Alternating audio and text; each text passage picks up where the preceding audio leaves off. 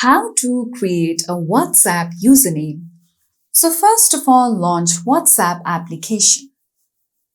Once you come here, tap on the three dots icon. From here, go ahead and tap on Settings.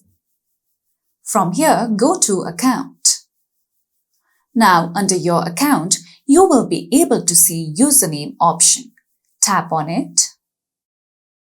Now, over here, you can see that this is the latest feature by WhatsApp.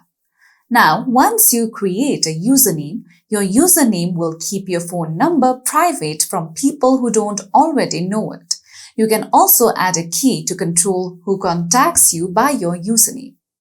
After this, go ahead and tap on Create Username.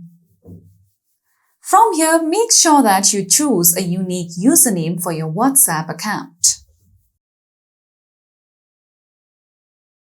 Once you do so, check if that username is available or not. Once it is available, just go ahead and tap on Save.